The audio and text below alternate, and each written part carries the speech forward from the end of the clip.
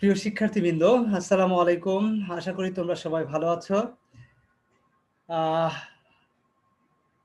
National university কর্তৃক আয়োজিত এই অনলাইন লাইভ ক্লাসে তোমাদের সবাইকে স্বাগত জানাচ্ছি। প্রিয় শিক্ষার্থীবৃন্দ, আমি সাথে আছি মোহাম্মদ বাদশাহ Alamgir, associate professor, department of marketing, Dhaka city college. আমি মূলত তোমাদের লিগাল অ্যাসপেক্টস অফ মার্কেটিং এই কোর্সটি নিয়ে ধারাবাহিকভাবে ক্লাস নিচ্ছি। তো আজকে মূলত আমি আমার 13তম ক্লাসের কার্যক্রম শুরু করতে যাচ্ছি।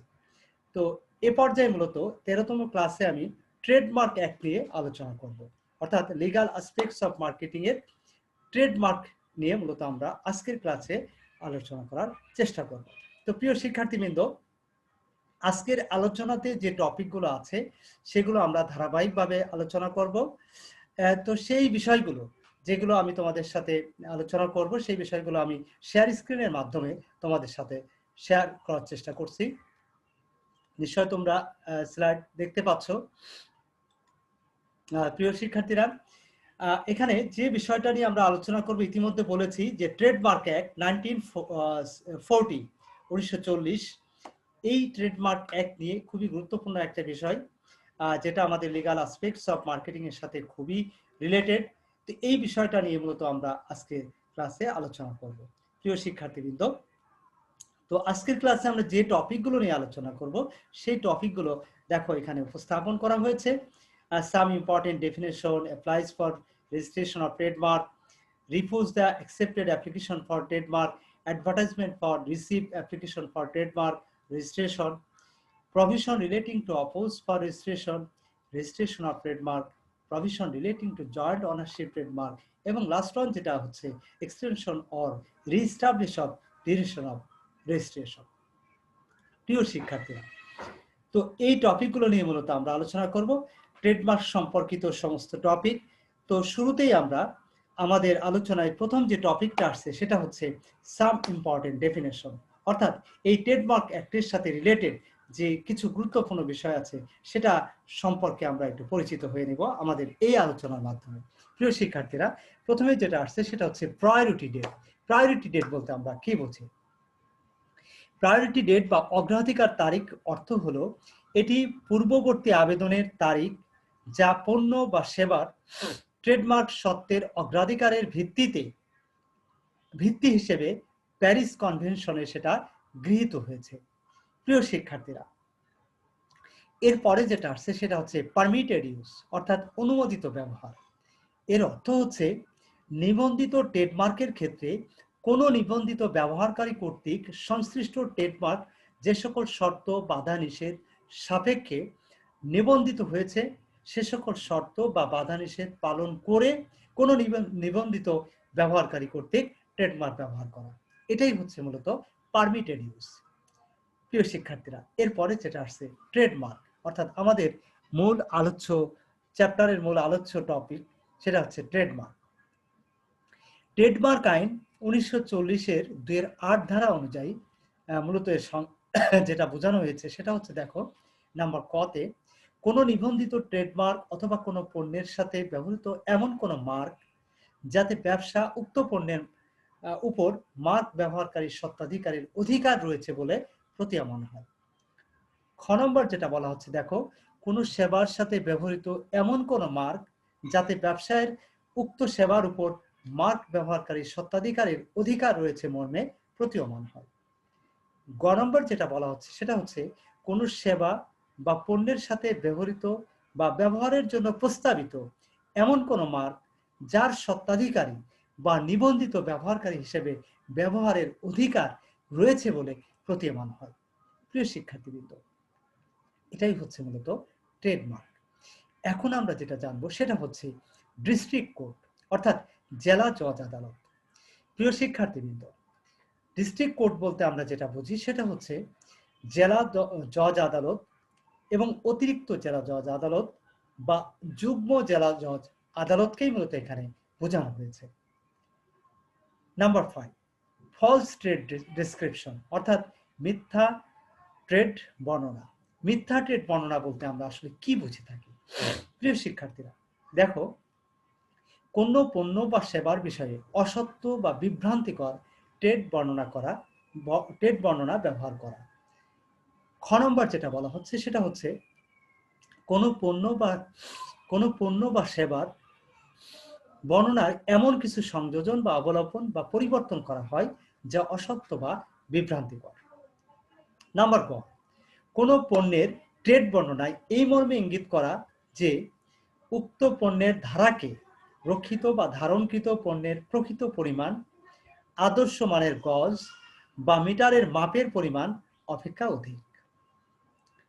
নাম্বার গ, কোনো পণ্য বা সেবার ট্রেড বর্ণনায় কোনো ব্যক্তির মিথ্যা নাম বা অনুস্বাক্ষর এমনভাবে ব্যবহার করা যেন উক্ত ব্যক্তির নাম বা অনুস্বাক্ষর কোনো ট্রেডমার্ক বা এই ধরনের কোনো অংশবিশেষ নয়, অথবা কোনো কাল্পনিক ব্যক্তির নাম বা এমন কোনো ব্যক্তির নাম যিনি অনুরূপ পণ্য বা সেবার ব্যবসা পরিচালনা করেন। প্রিয় শিক্ষার্থীরা, এটাই হচ্ছে মূলত ফলস ট্রেড ডিসক্রিপশন। নিশ্চয় প্রিয় শিক্ষার্থীরা এটা বুঝতে পেরেছে তোমরা। এরপরে যেটা আসছে সেটা হচ্ছে ট্রাইব্যুনাল। ট্রাইব্যুনাল বলতে আসলে বেসিক্যালি আমরা কি বুঝি? প্রিয় শিক্ষার্থীরা, ট্রাইব্যুনাল হচ্ছে মূলত এক ধরনের কি বলা যায়, এটা আদালত আমরা বলতে পারি, যেটা হচ্ছে যে কোনো নিবন্ধক অথবা যে আদালতে কোনো কার্যধারা নিষ্পত্তি করা হয়, এই ধরনের আদালতকেই বেসিক্যালি ট্রাইব্যুনাল হিসেবে গণ্য করা হয়ে থাকে। প্রিয় শিক্ষার্থীরা, নিশ্চয় বুঝতে পারছো তোমরা। অর্থাৎ এই অধ্যায়ের সাথে রিলেটেড যে বিষয়গুলো আসে সেগুলো সম্পর্কে আমরা পরিচিত হলাম আমাদের এই আলোচনার মাধ্যমে। আরো কিছু বিষয় আমাদের সামনে আসছে, সেগুলো সম্পর্কেও আমরা পরিচিত হব। যেমন নাম্বার 7 দেখো, রেজিস্টার্ড ট্রেডমার্ক। রেজিস্টার্ড ট্রেডমার্ক বলতে আমরা আসলে কি বুঝি? প্রিয় শিক্ষার্থীবৃন্দ, রেজিস্টার্ড ট্রেডমার্ক হচ্ছে নিবন্ধিত ট্রেডমার্ক, অর্থাৎ নিবন্ধিত বইতে অন্তর্ভুক্ত থাকে যে ট্রেডমার্কগুলো, সেগুলোকে কি বলতো মূলত আমরা রেজিস্টার্ড ট্রেডমার্ক হিসেবে বুঝে থাকি। 8 নম্বর যেটা বলা হচ্ছে রেজিস্টার্ড ওনার, অর্থাৎ নিবন্ধিত স্বত্বাধিকারী। নিবন্ধিত স্বত্বাধিকারী কাদেরকে বলা হবে? নিবন্ধিত স্বত্বাধিকারী হচ্ছে এমন কোনো ব্যক্তিদেরকে আমরা বুঝাবো যার নাম ট্রেডমার্কের স্বত্বাধিকারী হিসেবে নিবন্ধন বইতে লিপিবদ্ধ থাকবে। নাম্বার 9 দেখো, প্রোডাক্ট কাকে বলে? প্রিয় শিক্ষার্থীরা, প্রোডাক্ট কাকে বলে সেটা আমরা এর আগের ক্লাসেও কিন্তু আমরা আলোচনা করেছি। তারপরেও এখানে ট্রেডমার্কের সাথে যেহেতু রিলেটেড, এখানেও আমরা এটা জানার চেষ্টা করব। এখানে পণ্য বলতে এমন ব্যবসা বা উৎপাদনের সাথে সম্পর্কিত কোনো বস্তু বা কৃষিজাত দ্রব্য বা লতা গুল্ম জাতীয় এই ধরনের উদ্ভিদকেই মূলত পণ্য হিসেবে গণ্য করা হয়ে থাকে। প্রিয় শিক্ষার্থী, এরপরে যেটা আসছে প্যারিস কনভেনশন। এই প্যারিস কনভেনশন শব্দটা আমরা প্রথম সংজ্ঞাটা যখন আমরা বলেছি তখনই কিন্তু এই শব্দটা আমাদের সামনে আসছে। আমরা সেটা সম্পর্কে এখন ধারণা নিব। প্যারিস কনভেনশন বলতে এখানে শিল্প সম্পর্কে সংরক্ষণের জন্য 1983 সালের 20 মার্চের সংশোধিত প্যারিস কনভেনশনকেই মূলত বোঝানো হয়ে থাকে। প্রিয় শিক্ষার্থীরা, এরপরে যেটা আসছে সেটা হচ্ছে মার্ক। মার্ক বলতে আমরা কি বুঝি? মার্ক বলতে মূলত কোনো ডিভাইস, কোনো ব্র্যান্ড, কোনো শিরোনাম, হেডিং, কোনো লেবেল, কোনো টিকেট, কোনো নাম, স্বাক্ষর, শব্দ, অক্ষর, প্রতীক, সংখ্যা, সংযুক্ত উপাদান, কোনো রং অথবা এর সমন্বয়, এগুলোর সমন্বয়ে যে কোনো রূপ সমন্বয় হতে পারে, এগুলো কি মূলত হচ্ছে মার্ক। প্রিয় শিক্ষার্থীরা, এরপরে যেটা আসছে অ্যাসোসিয়েট ট্রেডমার্ক। অ্যাসোসিয়েট ট্রেডমার্ক বা সহযোগী ট্রেডমার্ক বলতে আমরা কি বুঝি? প্রিয় শিক্ষার্থীরা, সহযোগী ট্রেডমার্ক বলতে এই আইনের অধীনে সহযোগী ট্রেডমার্ক হিসেবে নিবন্ধিত হবার যোগ্য বা নিবন্ধিত হবার বাধ্যবাধকতা রয়েছে এমন কোন ট্রেডমার্ককেই মূলত আমরা বুঝে থাকি। প্রিয় শিক্ষার্থীরা, এরপরে যে বিষয়টা আসছে সেটা হচ্ছে পরের টপিকে আমরা চলে আসি। এখানে যে টপিকটা আসছে সেটা হচ্ছে applies for registration of trademark. অর্থাৎ এ পর্যায়ে আমাদের যেটা করতে হবে সেটা কি, আমাদেরকে অ্যাপ্লাই করতে হবে, ট্রেডমার্ক নিবন্ধনের জন্য আমাদের আবেদন করতে হবে। প্রিয় শিক্ষার্থীরা, আবেদনের ক্ষেত্রে প্রথম যে কাজটা আমরা করব সেটা হচ্ছে যে 1940 সালের যে ট্রেডমার্ক আইন, সেই আইনের 15 ধারাতে আবেদন ট্রেডমার্ক রেজিস্ট্রেশনের জন্য আবেদন সম্পর্কে কিছু বিধান আছে। সেই বিধানগুলোই মূলত আমরা এখন জানব, এরপর সেই অনুযায়ী পদক্ষেপ গ্রহণ করতে হবে। Number 1, application for registration of proposed trademark. অর্থাৎ application for registration of proposed trademark, অর্থাৎ প্রথম যে কাজটা করতে হবে সেটা হচ্ছে প্রস্তাবিত যে ট্রেডমার্কটা আছে সেটা নিবন্ধনের জন্য আবেদন করতে হবে। প্রথম কাজটা হচ্ছে কি, application for registration of proposed trademark, অর্থাৎ আমাদের যে প্রস্তাবিত ট্রেডমার্ক আমাদের সামনে যেটা আছে সেটার অনুমোদনের জন্য উপস্থাপন করা। প্রিয় শিক্ষার্থীরা, এরপরে যে বিষয়টা আসছে সেটা হচ্ছে, দেখো এরপরে যে বিষয়টা আসবে নাম্বার 2, ইন্ডিভিজুয়াল অ্যাপ্লিকেশন। অর্থাৎ ইন্ডিভিজুয়াল অ্যাপ্লিকেশন, এটার অর্থ কি? এটার অর্থ হচ্ছে পৃথক পৃথক আবেদন করা। অর্থাৎ যদি এরকম হয় অনেকগুলো ট্রেডমার্কের জন্য মূলত আমরা অ্যাপ্লিকেশন করব, তাহলে অনেকগুলো ট্রেডের জন্য, ট্রেডমার্কের জন্য আমরা অ্যাপ্লিকেশন করব, তো সেই ক্ষেত্রে বলা হচ্ছে যে প্রত্যেকটা ট্রেডমার্কের জন্য আলাদা আলাদা ভাবে আমাদের অ্যাপ্লিকেশন উপস্থাপন করতে হবে। প্রিয় শিক্ষার্থী, এরপরে যেটা আসছে number 3, submit application to head office. Submit application to head office, অর্থাৎ আমাদের অ্যাপ্লিকেশনটা কোথায় উপস্থাপন করতে হবে? প্রধান কার্যালয়ে আবেদন দাখিল করতে হবে। অর্থাৎ কোনো নির্দিষ্ট ব্রাঞ্চে কিন্তু অ্যাপ্লিকেশন করলে হবে না। অর্থাৎ ট্রেডমার্কের জন্য আমাদের হেড অফিসে মূলত, প্রধান কার্যালয়ে মূলত অ্যাপ্লিকেশন সাবমিট করতে হবে, দাখিল করতে হবে, আদারওয়াইজ কিন্তু সেটা কার্যকর হবে না। Number 4, submit application. এরপরে আমরা অ্যাপ্লিকেশন যথাযথভাবে দাখিল করব। এরপরে যেটা বলা হচ্ছে অ্যাকসেপ্ট অর রিজেক্ট অ্যাপ্লিকেশন। প্রিয় শিক্ষার্থীরা, আমাদের এই অ্যাপ্লিকেশনটা অনেক ক্ষেত্রে অ্যাকসেপ্টও হতে পারে, আবার রিজেক্টও হতে পারে। অর্থাৎ আমরা রেজিস্ট্রেশন, ট্রেডমার্ক রেজিস্ট্রেশনের জন্য অ্যাপ্লাই করলাম, তো রেজিস্টার্ড কর্তৃপক্ষ যদি সেটা তাদেরকে মনোপুত করতে পারে, মানে আমার আবেদনটা যদি তাদের মনোপুত হয়, শুধুমাত্র তাহলেই তারা আমার এই অ্যাপ্লিকেশনটা কি করবে? অ্যাকসেপ্ট করবে, আদারওয়াইজ তারা সেটা রিজেক্ট করে দিতে পারে। তো প্রিয় শিক্ষার্থীবৃন্দ, আমরা তাহলে জানলাম যে কিভাবে আমরা অ্যাপ্লিকেশনটা, অর্থাৎ ট্রেডমার্ক রেজিস্ট্রেশনের জন্য অ্যাপ্লাইটা কিভাবে করব, বা অ্যাপ্লিকেশনটা আসলে কিভাবে সাবমিট করলে সেটা অ্যাকসেপ্ট হতে পারে, বা কোন কর্তৃপক্ষের নিকট কিভাবে, কোন উপায়ে বা কোথায় আমাদের এই অ্যাপ্লিকেশনটা করতে হবে, সে বিষয়ে আমরা ধারণা নেওয়ার চেষ্টা করলাম আমাদের এই টপিকের মাধ্যমে। প্রিয় শিক্ষার্থী, এরপরে আমরা চলে যাচ্ছি নেক্সট টপিকে, যেখানে আলোচনা করা হচ্ছে refuse the accepted application for trademark. অর্থাৎ ট্রেডমার্কের যে অ্যাপ্লিকেশনটা আমরা উপস্থাপন করেছি, অর্থাৎ ট্রেডমার্ক নিবন্ধনের জন্য যে আবেদনটা আমরা করেছি, refuse the accepted application for trademark, অর্থাৎ ট্রেডমার্ক নিবন্ধনের জন্য গৃহীত আবেদন প্রত্যাখ্যান করা। গৃহীত আবেদন, ট্রেডমার্কের জন্য আমরা যে আবেদনটা গ্রহণ করছি সেটা রিফিউজ হতে পারে, রিফিউজ করা হতে পারে।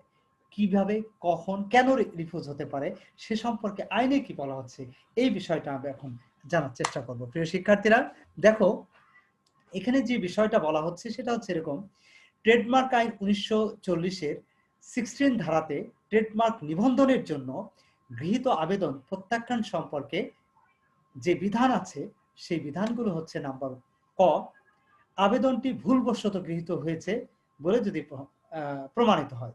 অর্থাৎ এই আবেদনটি আসলে ভুলবশত হয়েছে, আবেদন করার কথা ছিল না কিন্তু ভুলবশত আবেদন করে ফেলছে, এইভাবে যদি প্রতীয়মান হয় তাহলে অবশ্যই সেটা রিফিউজ করা হবে। খ নম্বর, সংশ্লিষ্ট পরিস্থিতি বিবেচনায় ট্রেডমার্ক নিবন্ধন সঠিক হবে না, বা যে শর্ত বা সীমাবদ্ধতার সাপেক্ষে আবেদনটি গ্রহণ করা হয়েছে তার অতিরিক্ত বা ভিন্নতর শর্ত বা সীমাবদ্ধতার সাপেক্ষে আবেদনটি গ্রহণ করা যেতে পারে না।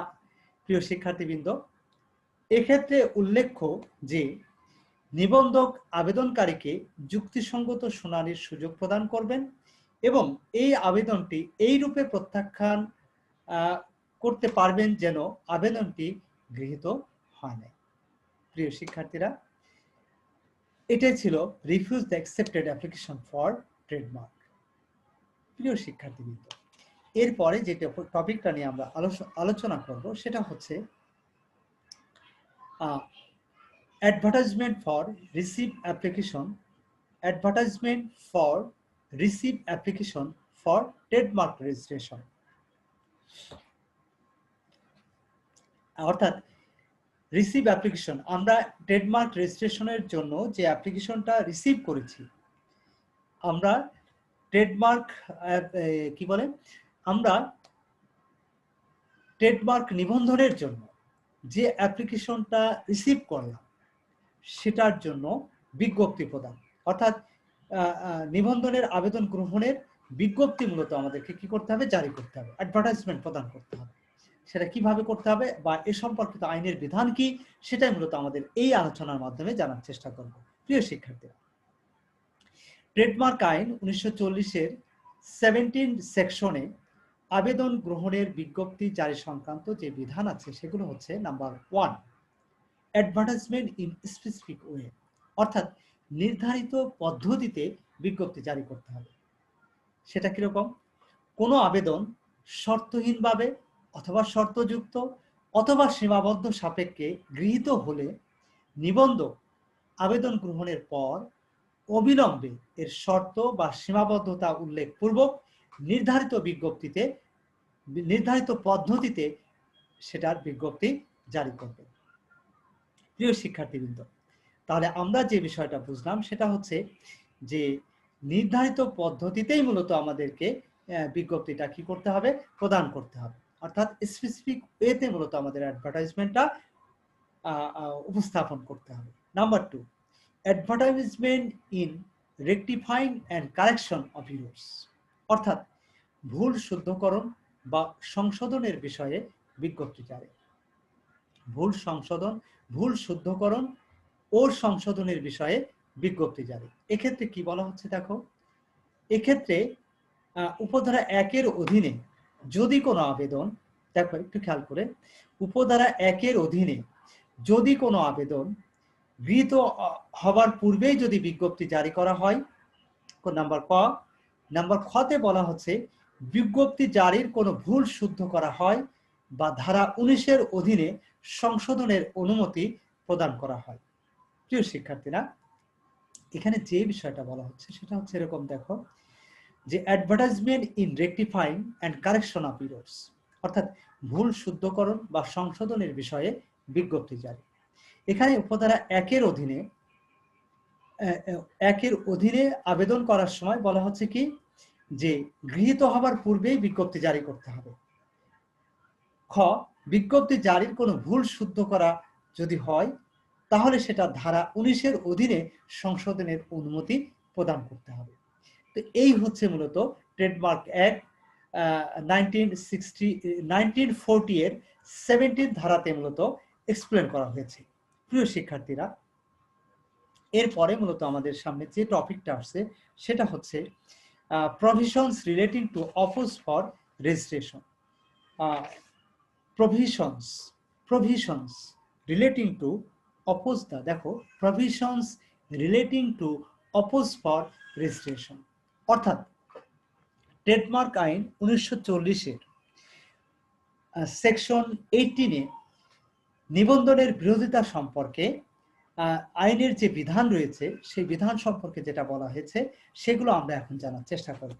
প্রিয় শিক্ষার্থীরা, নাম্বার 1 একটু খেয়াল করে দেখো, to give written notice, to give written notice, অর্থাৎ রিটেন অর্থাৎ লিখিত নোটিশ আমাদেরকে প্রদান করতে হবে।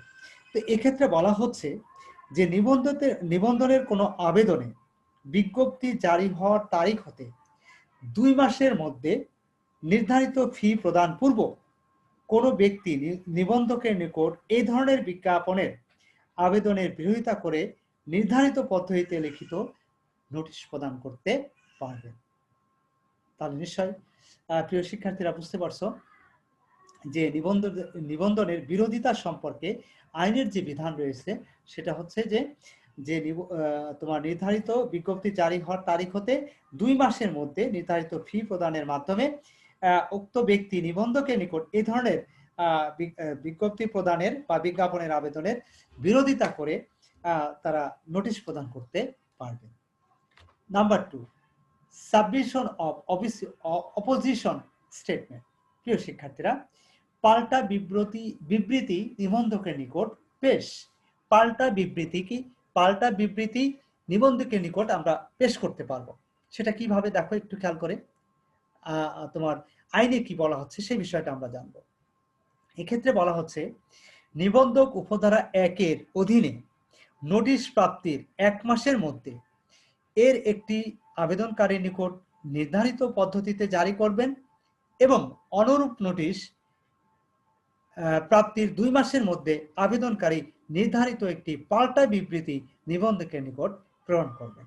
প্রিয় শিক্ষার্থীরা, তাহলে আমরা যে বিষয়টা বুঝলাম সেটা হচ্ছে যে পাল্টা বিবৃতি নিবন্ধকের নিকট প্রেরণ করতে হবে, আর সেটা যদি না করা হয় তাহলে আবেদনকারী তার আবেদন পরিত্যাগ করেছেন বলে গণ্য করে নেবেন।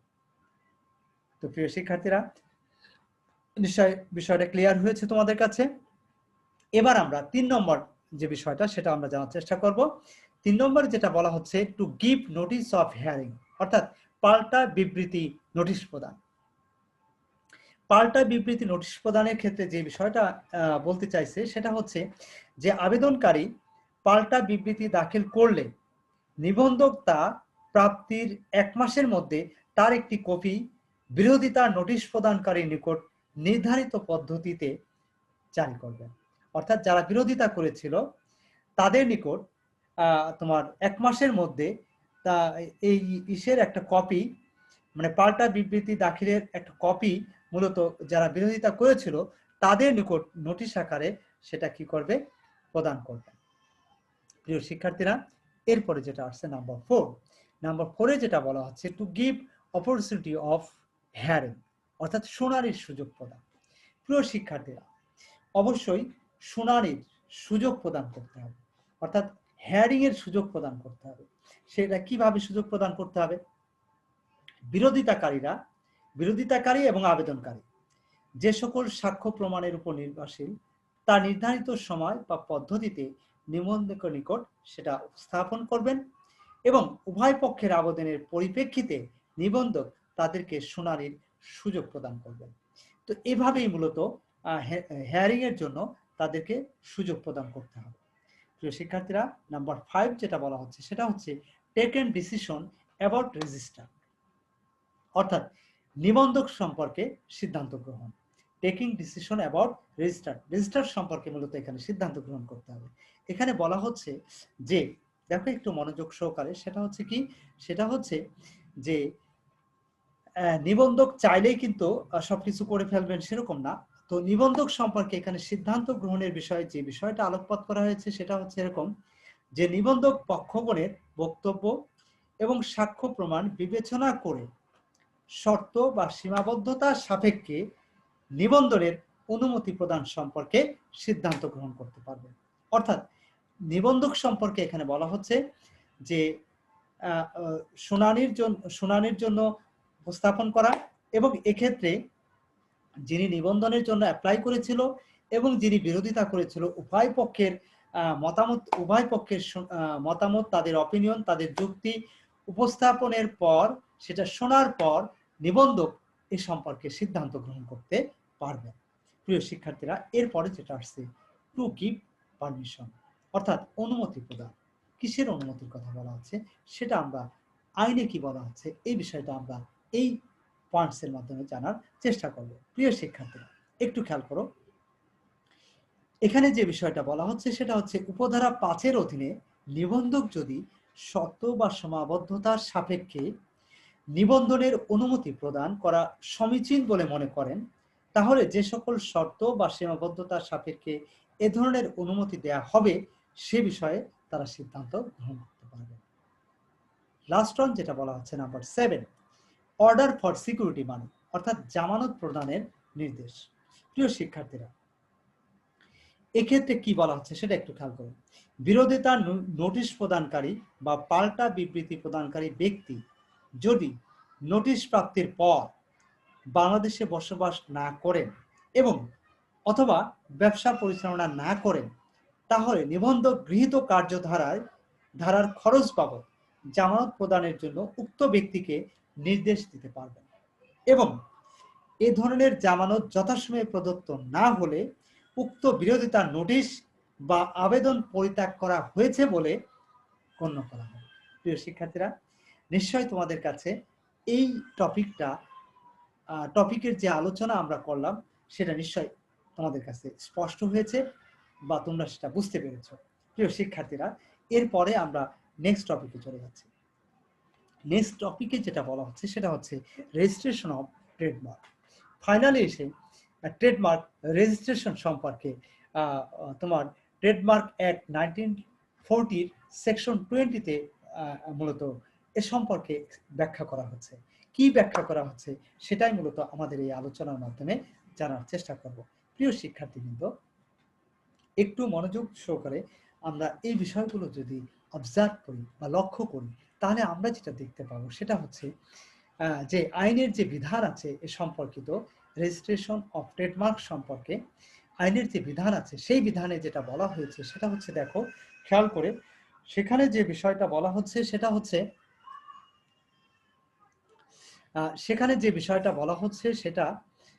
সেটা হচ্ছে কেমন।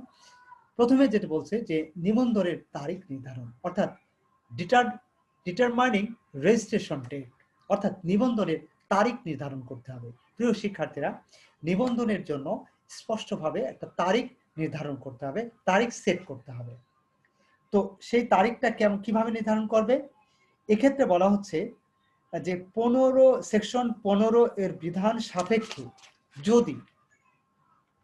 যদি নাম্বার ক নিবন্ধন ট্রেডমার্ক নিবন্ধনের কোনো আইন দ্বারা গৃহীত হয়, তাহলে নাম্বার খ এই আবেদন যদি বিরোধিতা করা না হয় এবং বিরোধিতার নোটিশ প্রদানের সময় অতিক্রম হয়ে যায়, এবং লাস্ট ওয়ান যেটা বলা হচ্ছে এই আবেদনের বিরোধিতা করার ক্ষেত্রে সংক্রান্ত সিদ্ধান্ত আবেদনকারীর অনুকূলে গ্রহণ করা হয়, তাহলেই কিন্তু উক্ত ট্রেডমার্ক আবেদনের তারিখ হতে কার্যকারিতা প্রদান ক্রমে তা নিবন্ধন বইতে নিবন্ধক সেটা রেজিস্টার্ডভুক্ত করবেন, অর্থাৎ নিবন্ধনের নির্দিষ্ট তারিখেই সেটা নিবন্ধন হয়ে যাবে।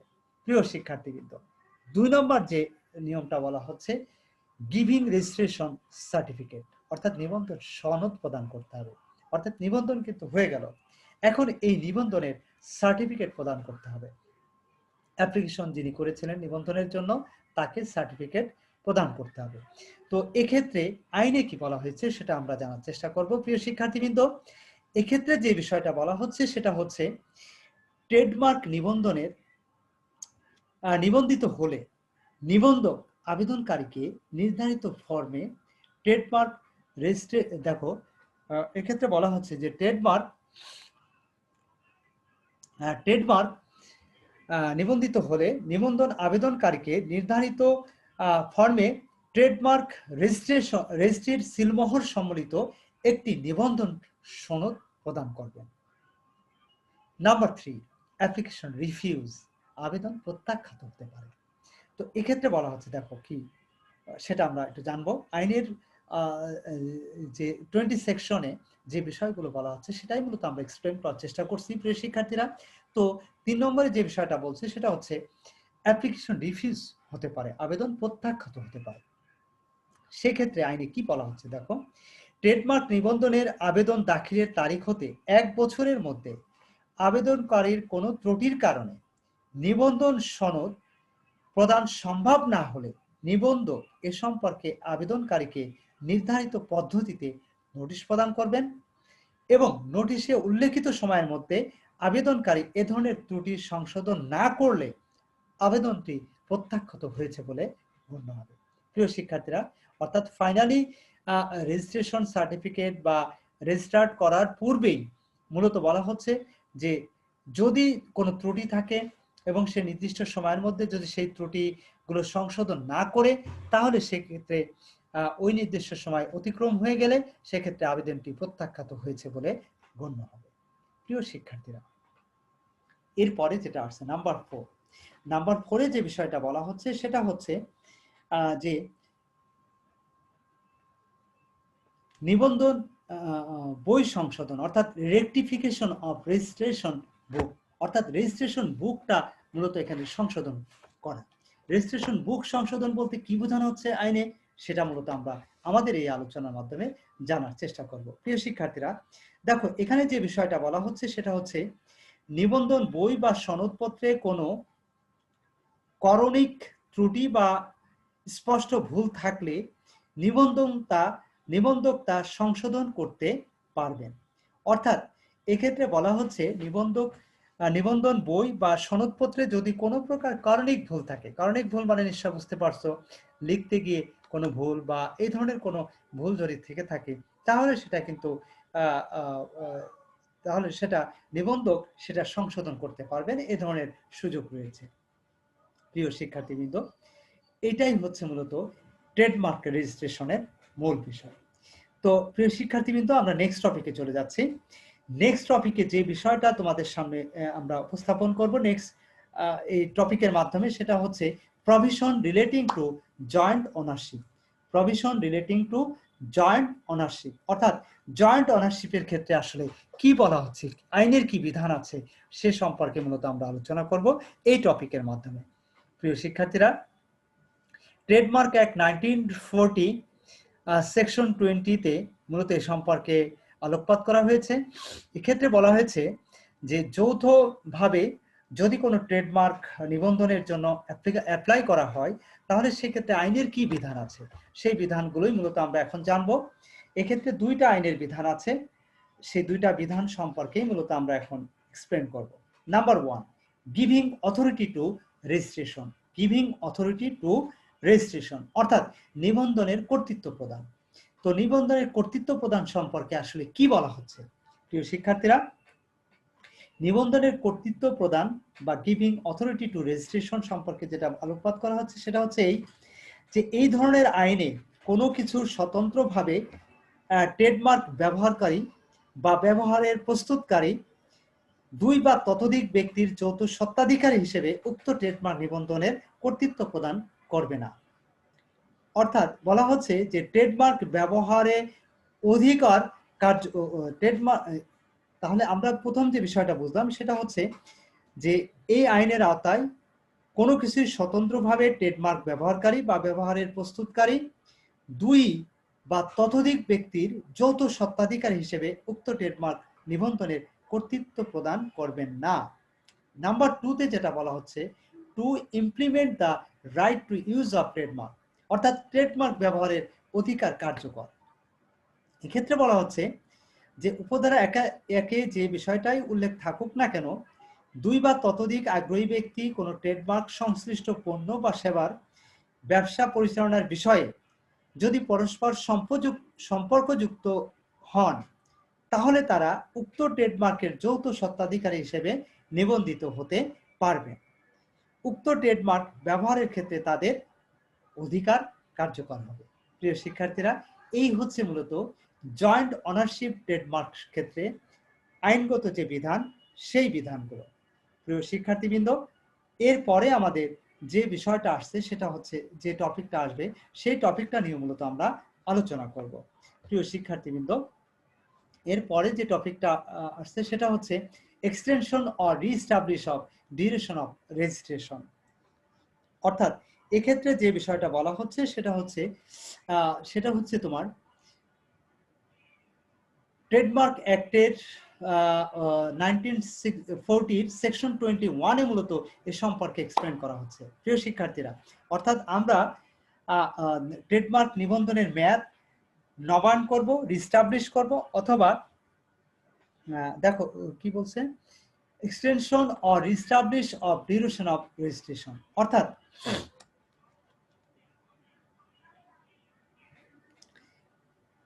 ট্রেডমার্কের নিবন্ধনের মেয়াদ নবায়ন বা পুনর্বহাল।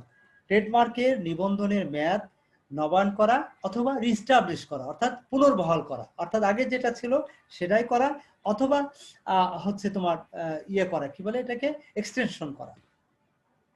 তো এই সম্পর্কিত আইনের বিধান কি আছে, এটা সেকশন 21-এ যে এই সম্পর্কিত আইনের যে বিধানগুলো এক্সপ্লেন করা হচ্ছে সেই বিষয়টাই মূলত আমরা এখন আলোচনা করব। প্রিয় শিক্ষার্থীরা, এখানে যে বিষয়টা বলা হচ্ছে সেটা হচ্ছে, দেখো, সেটা হচ্ছে নাম্বার 1, ডিউরেশন অফ রেজিস্ট্রেশন, অর্থাৎ নিবন্ধনের মেয়াদ। নিবন্ধনের মেয়াদ সম্পর্কে এখানে কি বলা হচ্ছে, দেখো, নিবন্ধনের মেয়াদ সম্পর্কে বলা হচ্ছে যে কোনো ট্রেডমার্ক নিবন্ধনের মেয়াদ হবে 7 বছর। সাধারণত ট্রেডমার্ক নিবন্ধনের মেয়াদ হবে কয় বছর? 7 বছর। তো এই ক্ষেত্রে বলা হচ্ছে যে উক্ত মেয়াদ এই ধারার বিধান অনুসারে নবায়নযোগ্য হবে। অর্থাৎ এই যে 7 বছর মেয়াদ হচ্ছে, কিন্তু তারপরেও কিন্তু সেটা নবায়নযোগ্য হবে। Clear? Number 2, for specific method and duration, অর্থাৎ নির্ধারিত পদ্ধতি বা মেয়াদের ক্ষেত্রে। নির্ধারিত পদ্ধতি বা মেয়াদের জন্য মূলত যে বিষয়টা হবে সেটা হচ্ছে, নিবন্ধিত ট্রেডমার্কের নিবন্ধিত স্বত্বাধিকারী নির্ধারিত পদ্ধতি বা মেয়াদের মধ্যে আবেদন দাখিল করলে নিবন্ধক উক্ত ট্রেডমার্ক নিবন্ধনের মেয়াদ বা সর্বশেষ নবায়নের মেয়াদ শেষ হওয়ার তারিখ হতে 10 বছরের জন্য সেটা নবায়ন করতে পারবেন। প্রিয় শিক্ষার্থীরা, নিশ্চয় তোমরা বুঝতে পারছো যে নির্ধারিত পদ্ধতি বা মেয়াদের ক্ষেত্রে আইনের যে বিধান আছে সেটা হচ্ছে যে নবায়নের মেয়াদ মূলত নির্দিষ্ট মেয়াদ শেষ হবার তারিখ হতে 10 বছরের জন্য সেটা নবায়ন হতে পারে। Number 3, provide notice.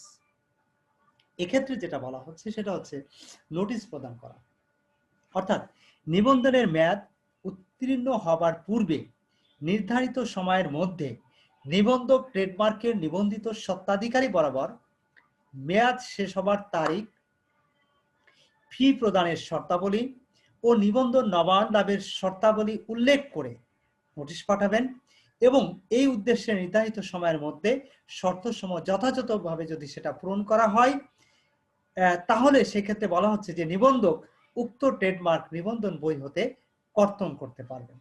অর্থাৎ এক্ষেত্রে নোটিশ প্রদানের মাধ্যমে মূলত তিনি নির্ধারিত শর্তসমূহ যথাযথভাবে পূরণ যদি না করা হয় তাহলে সেক্ষেত্রে কিন্তু তিনি এই বিষয়টাকে কর্তন করতে পারবেন। প্রিয় শিক্ষার্থীরা, নাম্বার 4-এ যেটা বলা হচ্ছে সেটা হচ্ছে রিস্টাবলিশ অফ ট্রেডমার্ক, অর্থাৎ ট্রেডমার্ক পুনর্বহাল। ট্রেডমার্ক পুনর্বহাল, ট্রেডমার্ক পুনর্বহাল বলতে আসলে কি বোঝানো হচ্ছে? প্রিয় শিক্ষার্থীরা, রিস্টাবলিশ অফ ট্রেডমার্ক অর্থাৎ আইনে এখানে দেখো ট্রেডমার্ক পুনর্বহাল সম্পর্কে আমাদের যে ট্রেডমার্ক অ্যাক্ট আছে সেই অ্যাক্টে মূলত এক্ষেত্রে যে বিধানের কথা বলা হচ্ছে সেই বিধানগুলো হচ্ছে দেখো সেই বিধানগুলো মূলত আমরা একটু আলোচনা করব। সেটা হচ্ছে, দেখো, যে ক্ষেত্রে নির্ধারিত ফি পরিশোধ না করার কারণে নিবন্ধন বই হতে কোনো ট্রেডমার্কের নিবন্ধন কর্তন করা হয়, যেটা আমরা 3 নম্বরে আলোচনা করলাম, সেক্ষেত্রে নিবন্ধক ট্রেডমার্ক নিবন্ধনের মেয়াদ উত্তীর্ণ হওয়ার 1 বছরের মধ্যে নির্ধারিত ফর্মে আবেদন প্রাপ্ত হয়ে যদি এই মর্মে নিশ্চিত হন যে এর পুনর্বহাল করা ন্যায়সঙ্গত, তাহলে তিনি উক্ত ট্রেডমার্ক নিবন্ধন বইতে পুনর্বহাল করতে পারবেন। এবং এইরূপ কোনো ট্রেডমার্ক নিবন্ধন বইতে পুনর্বহাল করা হলে উক্ত ট্রেডমার্কের নিবন্ধক সাধারণভাবে বা শর্ত সাপেক্ষে এটার মেয়াদ উত্তীর্ণের তারিখ হতে 10 বছরের জন্য এটা নবায়ন করতে পারবেন। প্রিয় শিক্ষার্থীরা, নিশ্চয় তুমি বুঝতে পারছো যে 3 নম্বরে যেটা বলা হয়েছিল যে যথাযথভাবে যদি সমস্ত শর্ত পূরণ না করা হয় তাহলে সেক্ষেত্রে কিন্তু নিবন্ধক তার নিবন্ধন বাতিল করতে পারবে বা রিটার্ন করতে পারবে, ফেরত দিতে পারবে। তো এক্ষেত্রে বলা হচ্ছে যদি এরকম হয় যে নির্দিষ্ট তারিখের মধ্যে আবেদন করার পর নিবন্ধন বইতে কোনো ট্রেডমার্কের নিবন্ধন কর্তন করা হয়েছে, তো এইরূপ পরিস্থিতিতে বলা হচ্ছে যে 1 বছরের মধ্যে নির্দিষ্ট বা নির্ধারিত ফর্মে যদি অ্যাপ্লিকেশন করা হয় এবং সেটা পুনর্বহালের জন্য যদি আবেদন করা হয় বা ন্যায়সঙ্গতভাবে যে কি কারণে এটা হয়নি যদি সেটা বোঝাতে সে সক্ষম হয়, তাহলে সেক্ষেত্রে বলা হচ্ছে যে নিবন্ধন কর্তৃপক্ষ সেটা যথাযথভাবে সেটা পুনর্বহালের জন্য যে আবেদন করা হবে সেটা বিশ্লেষণ করবেন, বিচার বিশ্লেষণ করে যদি সেটা যুক্তিসঙ্গত মনে করেন বা সন্তুষ্ট হন তাহলে যে তারিখে মূলত এটা বাতিল করা হয়েছিল, কর্তন করা হয়েছিল, ওই তারিখ হতে পরবর্তীতে 10 বছরের জন্য এই তোমার নিবন্ধক এই রেজিস্ট্রেশনটাকে তিনি আবার পুনর্বহাল করতে পারবেন। প্রিয় শিক্ষার্থীরা, তো এগুলোই ছিল মূলত আমাদের মূল আলোচনা।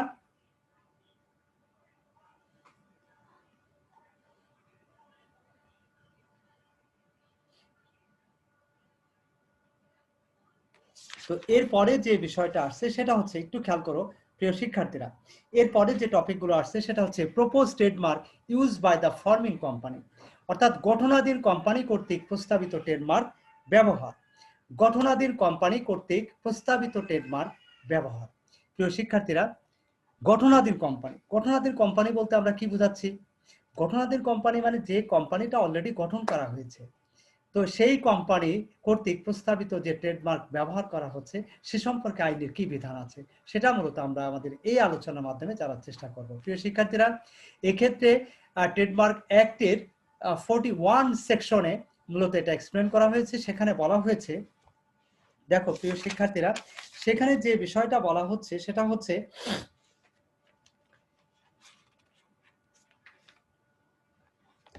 নিবন্ধনের আবেদন, refuse or approve the application of registration, refuse or approve the application of registration। প্রিয় শিক্ষার্থীরা, এক্ষেত্রে যে বিষয়টা বলা হচ্ছে যে নিবন্ধনের আবেদন প্রত্যাখ্যান অথবা অনুমোদন করা, অর্থাৎ এ সম্পর্কে মূল যে বিষয়টা সেটা হচ্ছে নিবন্ধক যদি এ মর্মে সন্তুষ্ট হন যে কোনো পণ্য বা সেবার ট্রেডমার্ক নিবন্ধনের আবেদনকারী এমন কোনো কোম্পানির নিকট উক্ত পণ্য বা সেবার ট্রেডমার্কের সত্ত্ব নিয়োগ করতে চান যা কোম্পানি আইন 1994 এর অধীনে গঠিত বা নিবন্ধিত হওয়ার প্রক্রিয়াধীন আছে, তাহলে শুধুমাত্র এই কারণে উক্ত ট্রেডমার্ক নিবন্ধনের আবেদন প্রত্যাখ্যান বা নিবন্ধনের অনুমান প্রদানে অস্বীকার করা যাবে না যে আবেদনকারী উক্ত পণ্য বা সেবা ব্যবহার করার প্রস্তাব করেনি। এভাবে কিন্তু রিফিউজ করা যাবে না। প্রিয় শিক্ষার্থীরা, 2 নম্বর যেটা বলা হচ্ছে, দেখো অর্ডার ফর সিকিউরিটি মানি, অর্থাৎ অর্থ জামানত প্রদানের নির্দেশ। অর্থ জামানত প্রদানের নির্দেশ সম্পর্কে বলা হচ্ছে যে ক্ষেত্রে ট্রাইব্যুনাল আবেদনকারীকে উক্ত আবেদনকারীর বিরোধিতা বা আপিলের প্রয়োজনীয় খরচ বাবদ অর্থ জামানত প্রদানের নির্দেশ দিতে পারবে এবং আবেদনকারী উক্ত জামানত প্রদানে ব্যর্থ হলে আবেদনটি প্রত্যাখ্যান করা হয়েছে বলে গণ্য করা হবে। প্রিয় শিক্ষার্থীরা, 3 নম্বরে যে বিষয়টা বলা হচ্ছে সেটা হচ্ছে application in the due time, অর্থাৎ নির্ধারিত সময়ের মধ্যে আবেদন। অর্থাৎ এক্ষেত্রে বলা হচ্ছে যে পণ্য বা সেবার ট্রেডমার্কের স্বত্বাধিকারী হিসেবে নিবন্ধনের জন্য নির্ধারিত সময়ের মধ্যেই নিবন্ধকের নিকট আবেদন করতে হবে, অর্থাৎ নির্ধারিত সময় পার হয়ে গেলে কিন্তু সেটা হবে না। নেক্সট যেটা বলা হচ্ছে সেটা হচ্ছে লাস্ট ওয়ান, রেকটিফাইং দ্য রেজিস্ট্রেশন বুক, অর্থাৎ নিবন্ধন বই সংশোধন। প্রিয় শিক্ষার্থীরা, এক্ষেত্রে যে বিষয়টা বলা হচ্ছে সেটা হচ্ছে যে উপধারা 3 এর অধীনে আবেদন করা হলে নিবন্ধক উক্ত কোম্পানিকে পণ্য বা সেবার সত্ত্ব নিয়োগকৃত ট্রেডমার্কের স্বত্বাধিকারী হিসেবে নিবন্ধন করতে পারবেন এবং উক্ত সময়ের মধ্যে আবেদন করা না হলে নিবন্ধনটির পরিসমাপ্তি ঘটবে এবং নিবন্ধক সেই অনুযায়ী নিবন্ধন বই সংরক্ষণ করবে। প্রিয় শিক্ষার্থীরা, নিশ্চয় তোমরা বুঝতে পারছো যে গঠনাধীন কোম্পানি কর্তৃক প্রস্তাবিত ট্রেডমার্কের ব্যবহার সম্পর্কে আইনের যে বিধান ছিল সেগুলো মূলত আমরা এখন আলোচনা করলাম। এরপরে যে টপিকটা আসছে সেটা হচ্ছে cutting from registration book and restriction does not use trademark, অর্থাৎ ট্রেডমার্ক ব্যবহার না করার কারণে নিবন্ধন বই হতে কর্তন বা সীমাবদ্ধতা আরোপ। অর্থাৎ প্রিয় শিক্ষার্থীরা, এটাই হচ্ছে আমাদের আজকের আলোচনার লাস্ট টপিক। এখানে যে বিষয়টা বলা হচ্ছে সেটা হচ্ছে ট্রেডমার্ক অ্যাক্টের সেকশন 42-তে মূলত এ সম্পর্কে আলোকপাত করা হচ্ছে বা আলোচনা করা হচ্ছে। এখানে কোন বিষয়গুলো মূলত হাইলাইটেড হচ্ছে সেটাই মূলত আমরা এখন জানবো। তো প্রথমেই দেখো number 1, application to the specific method in the high court division, অর্থাৎ হাইকোর্ট বিভাগের নির্ধারিত পদ্ধতিতে আবেদন করতে হবে। প্রিয় শিক্ষার্থীরা, ট্রেডমার্ক ব্যবহার করার ক্ষেত্রে যে বিষয়টা বলা হচ্ছে সেটা হচ্ছে যে হাইকোর্ট বিভাগে নির্ধারিত পদ্ধতিতে আমাদের আবেদন করা, অর্থাৎ আমাদের যে বিষয়টা আসছে সেটা হচ্ছে যদি কোনো সংক্ষুব্ধ ব্যক্তি মূলত হাইকোর্ট বিভাগে বা নিবন্ধনের জন্য নির্ধারিত পদ্ধতিতে আবেদন করেন তাহলে সংশ্লিষ্ট পণ্য বা সেবার নিবন্ধিত ট্রেডমার্ক নিবন্ধন বই হতে কর্তন করা যাবে। নাম্বার 2 তে যেটা বলা হচ্ছে, দেখো, ট্রাইব্যুনালে উপস্থাপিত আবেদন, অর্থাৎ অ্যাপ্লিকেশন প্রেজেন্টেশন ইন ট্রাইব্যুনাল, অর্থাৎ ট্রাইব্যুনালে মূলত এই আবেদনটি উপস্থাপন করা হবে। অর্থাৎ এই ক্ষেত্রে বলা হচ্ছে উপধারা 1-এর অধীনে দাখিলকৃত কোনো আবেদন প্রত্যাখ্যান করবে না যদি ধারা 10-এর অধীনে আবেদনকারী অভিন্ন বা প্রায় সাদৃশ্য পণ্য বা সেবার ট্রেডমার্ক নিবন্ধনের অনুমতি প্রদান করা হয়, অথবা ট্রাইব্যুনালের নিকট প্রতীয়মান হয় যে এ ধরনের কোনো পণ্য বা সেবার ট্রেডমার্ক নির্দিষ্ট তারিখ বা মেয়াদের মধ্যে আবেদনকারী বা কোম্পানি কর্তৃক বা সৎ উদ্দেশ্যে ব্যবহার করা হয়েছে। যদি এটা মনে করে তাহলে সেটা নিবন্ধন করবেন। 3 নম্বর যেটা বলা হচ্ছে, close the use of registered trademark, নিবন্ধিত ট্রেডমার্কের ব্যবহার বন্ধ। এক্ষেত্রে যে বিষয়টা বলা হচ্ছে যে যদি কোনো সংক্ষুব্ধ ব্যক্তি কোনো হাইকোর্ট বিভাগ বা নিবন্ধকের নিকট নির্ধারিত পদ্ধতিতে আবেদন করেন, তাহলে ট্রাইব্যুনাল সংশ্লিষ্ট পণ্য বা সেবা নিবন্ধিত ট্রেডমার্কের ব্যবহার বন্ধ করার লক্ষ্যে সীমাবদ্ধতা আরোপ করতে পারবেন। প্রিয় শিক্ষার্থীবৃন্দ, লাস্ট ওয়ান যেটা বলা হচ্ছে, do not use of trademark, অর্থাৎ ট্রেডমার্কের ব্যবহার না করলে। প্রিয় শিক্ষার্থীরা, এক্ষেত্রে যে বিষয়টা বলা হচ্ছে যে উপধারা 1-এর দফা খ অনুযায়ী বলা হচ্ছে উপধারা 2-এর উদ্দেশ্য পূরণ কল্পে আবেদনকারী কর্তৃক ট্রেডমার্কের ব্যবহার না করাকে এরূপ যুক্তি হিসেবে উপস্থান করা যাবে না যা বিশেষ পরিস্থিতির কারণে ঘটিয়েছে অথবা ব্যবসা পরিত্যাগের ইচ্ছা বা ট্রেডমার্ক ব্যবহার না করার কারণে ঘটেনি। তো এই সমস্ত কারণেই মূলত বলা হচ্ছে যে ট্রেডমার্ক ব্যবহার না করার কারণে নিবন্ধন বই হতে সেটা কর্তন করা যাবে। প্রিয় শিক্ষার্থীবৃন্দ, এই ছিল মূলত ট্রেডমার্ক ব্যবহার না করার কারণে নিবন্ধন বই হতে মূলত ট্রেডমার্কের যে বিষয়টা সেটা কর্তন করা যাবে বা এর যে সীমাবদ্ধতা আছে সেটা কিভাবে হতে পারে সে সম্পর্কে মূলত আমরা আলোচনা করলাম। প্রিয় শিক্ষার্থী, এর মাধ্যমে মূলত আমাদের আজকের আলোচনা শেষ হচ্ছে। তো প্রিয় শিক্ষার্থীবৃন্দ,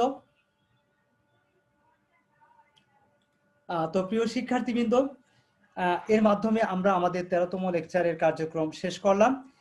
তো নিশ্চয় তোমরা আমার এই আলোচনা স্পষ্টভাবে সুন্দরভাবে তোমরা সেটা বুঝতে পেরেছো। আমি আমার সাধ্যমতো চেষ্টা করেছি তোমাদেরকে বোঝানোর। তারপরেও যদি তোমরা না বুঝে থাকো তাহলে তোমরা অবশ্যই যোগাযোগ করবে। পরবর্তীতে আমরা চেষ্টা করব আমাদের সাধ্যমতো আবার তোমাদেরকে এই বিষয়গুলো আরো স্পষ্টভাবে বোঝানোর। প্রিয় শিক্ষার্থীবৃন্দ, এ পর্যন্ত তোমরা সবাই ভালো থাকবে, সুস্থ থাকবে, এই আশাবাদ ব্যক্ত করে আজকের মতো আমি এখানেই বিদায় নিচ্ছি। আবারও সবাইকে ধন্যবাদ জানিয়ে আজকের মতো ক্লাসের কার্যক্রম এখানে শেষ করলাম। আল্লাহ হাফেজ। Thank you very much. Stay with me.